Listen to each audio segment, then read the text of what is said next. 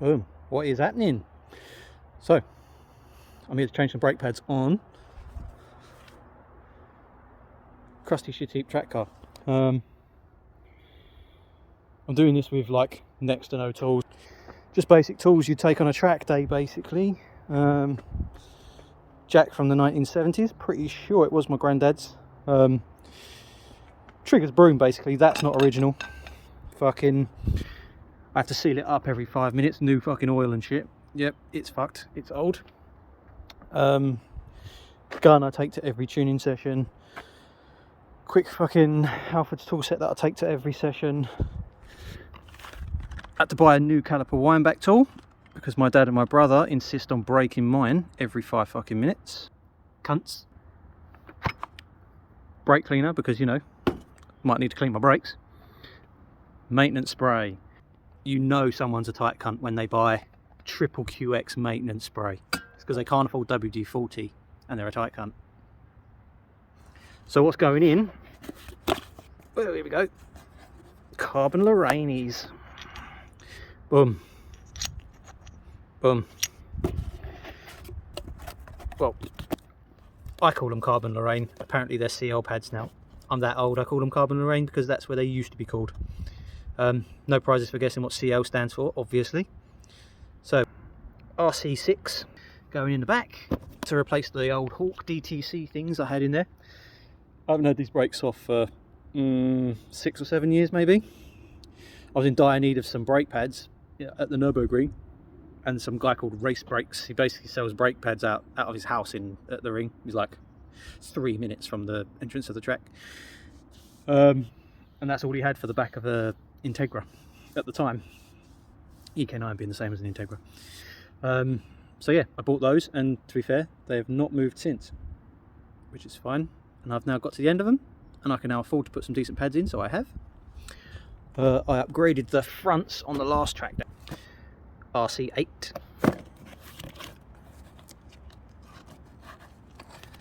The old DS111s I did have in it. I mean, there's a little bit left on there, but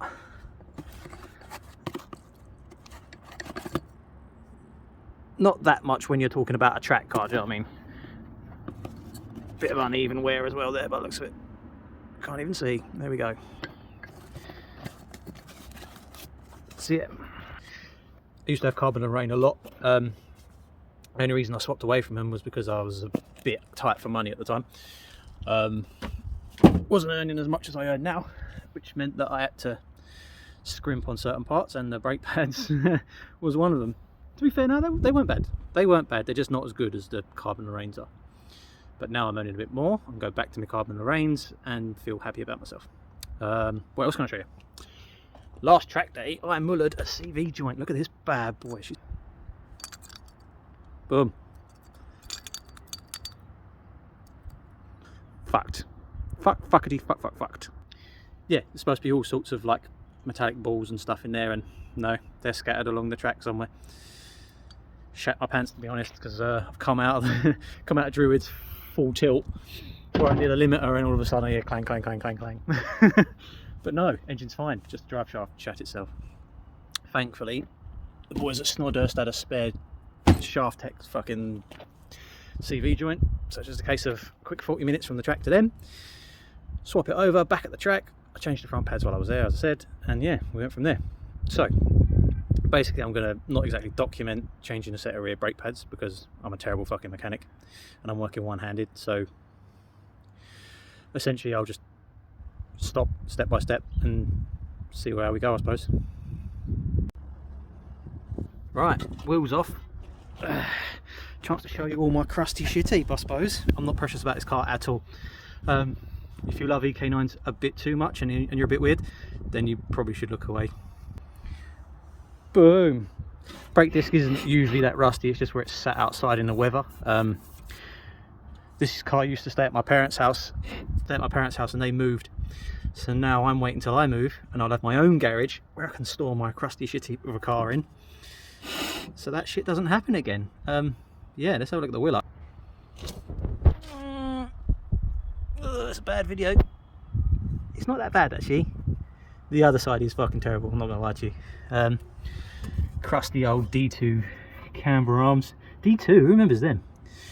You got to be old to remember D2. Cusco's, good old Cusco coilovers, like a stainless steel body. I bought these on the car, and essentially my brother-in-law owned this car before I did. Let's call him my brother-in-law, he's not really, but he is. And he bought them second-hand like 8-9 years ago, so yeah, they are very fucking old. I get about on it though, so one day I will upgrade them, but for now I'm too tight to be doing it. Camber arms, I've got some honed rear camber arms that a customer donated to me, so very, very nice of him to do that. But I don't want to do that until I can change these, because one of these doesn't adjust, so I'm kind of fucked for doing it. I want a spherical bush, everything underneath here, and yeah, and clean all these up. Yeah, and go from there. But yeah, so I'll undo some of these bolts, hopefully they'll all crack off, and yeah, we'll go from there. Just realised I get to do that stupid punch the camera thing that some YouTubers do. Like, fucking watch this. Boom! Okay, weather's coming in. Weather's gonna fuck me up, but fuck it. So if I'm honest, I only really videoed this because I thought it was gonna be full of dramas. Like I said, these brakes ain't been off in like 6 years. I was expecting the caliper to be seized and pins to be fucked and just general nightmares that I could swear and say cunt a lot. Turns out it wasn't that way. This is a little too big to go in the slots there, so I was a little worried at first, and then I just went yeah, and it just sort of turned itself. So yeah, crusty shitty Civic, not so bad after all. Clean these up best I could with the tools I have, which is no tools. Pins move freely, look. Boom boom boom boom. Obviously I'm moving the fucking piston back, which is why it doesn't want to move. The old pads had a bit more life than I was expecting, and we do have some uneven wear there, look. The inside being worse than the outside. I guess that's just single piston caliper life, I suggest. Fuck knows. Either way, I'll clean it all up, put the new ones in. Yeah, we'll go from there. Okay, pads are in, everything's bolted up. Boom. The noise is just the built up surface rust where the car's sat outside. Literally, the second I hit those brakes, it's gone, so no big deal. Gold. I like gold. So yeah, car's making me look like a bit of a pro when it's really not the case. Everything's gone a bit too well, to be honest with you. I guess we'll see what the other side brings. I know it's going to bring rust, so I'll show you that. Noticed while putting the tyre away, or putting the tyre back on the car, I got some interesting wear. So yeah, inside, outside. Yeah, suggests I need a bit more rear camber, I suppose. Do you know what? That's got like a bit of a bubbly feel to it as well. I don't know if you can see the bubble in the camera. Yeah, you can see it. Well, there you go. So you got bump, bump, bump. How weird.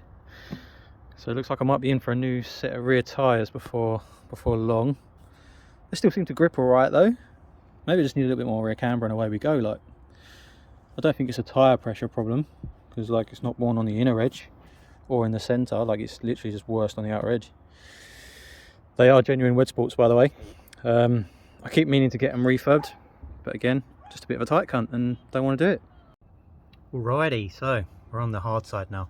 The chassis is so stiff that and it's got such minimal droop that I'm still jacked up the other side, and this side is in. See? There's my jack over that side, and I'm still off the air this side. Nice. Okay, so same coilovers. The height adjustment perch here is seized solid. I've tried so many times and so many ways to try and free this off so that I can adjust the height without adjusting the preload on the spring. Unfortunately, I have to do that to get the right height even, because this won't adjust. So naturally, eventually, when I stop being such a tight cunt, I'll buy some coilovers. If anyone's doing cheap coilovers, let me know. The car cancer, let me show you. Yeah, that's pretty shit, but watch as we go. It gets ta-da!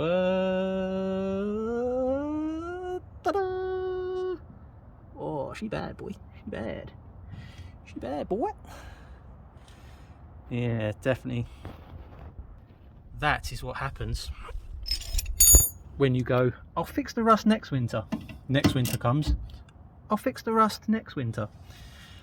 So yeah, guess what? I'm going to fix the rust next winter. So yeah, we'll see how we go. This is still, I mean, how much did I pay for this car? I think it was $38.50, and then I think I paid $500 for the wheels off my brother-in-law.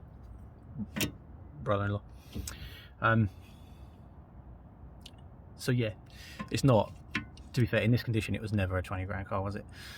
But it's still a $4 grand car to me, so it's like, am I that worried? Am I that worried? The value of this car is the fun I can have in it, and that's basically it for me. Don't know how these fucking mechanics do things one-handed whilst holding a thing. Look, see? Fucking amateur rash to fuck. Let's loosen that one off. Kick that fucker. There you go. Look at that. He's even doing it one-handed. Oh, no he ain't. Ooh, I might have got a stuck bolt. Hold up. Oh, that don't feel that good. Keep going. Oh no, that's fine. I just need 2 hands, that's all. Okay, yeah. So it rained on me. This side was a little bit more tricky. There's a little bit of crud underneath these little caliper sliding shims. And that meant I couldn't quite get the pad in properly, so popped it off, cleaned it out, hit it with some fucking budget brake cleaner. Everything worked out. Living the dream. I also noticed the other side is mint. See? So camber on that side is obviously good, but not on the this car practically just does Brands hatch, and that's all the real loaded corners in Brands are right-handers, so it makes sense that the left side of the car sees the most issue. So I may have to knock a bit more camber into the rear left and see how we go. Pad wear on the back of this side was actually even, so it looks like I might have a slight issue with the rear caliper too, so I'll have to look into that, see how we go. Yeah, it's pretty good. I'll get this packaged up and yeah, that'll be us, I think. Well, that was majorly uneventful, wasn't it? Yeah, not as many cunts, fucks and wankers that I was expecting, but never mind. It's a good thing. Ready to smash another track day, I suppose. What I'll do is I'll just give you a quick walk around the chassis. We did the well, we didn't really do the engine, but you've seen the engine. So the chassis really is what lets this car down, and the driver, mainly the driver, but some chassis. So there she is. Boom. So the front, 16x8, genuine rays by the way, not just a sticker. Wheelwood 310s, so they're 4-pot calipers with the RC8s in there that I mentioned before. Dunlop Derezas on the front on a 225 4516. Rust. Eventual plan is to go to 17s in the end, 255s, but I want to make the most of this while I'm here. Like, there's no point going bigger tyre if I'm a shit driver anyway, so I may as well push these as far as I feel I can go and then go from there. Same Cusco collars at the front. I think it's hard race top control arm, upper control arm, with some bushes in there, bushed all round, but I'll swap those out for sphericals in the end. This chassis stuff is so fucking expensive. Yeah, rear is obviously the Weds with R888Rs on the back. I've got those on the back mainly because I had them on the front too, burnt through them, but I just kept the rear ones. But it seems to work out pretty well, to be honest. Like where the tyres are so soft, they come on, like they heat up quite quickly, and for the back, you know, it's nice. I've never got cold tyres on the back really, so it's, yeah, it's good for confidence and stuff like this. Stock EK9 brakes with obviously the RC6s I've just put in. Yeah, so yeah, living the dream. Hopefully we'll get out on a track day soon, that'll be fun, and yeah, we'll go from there.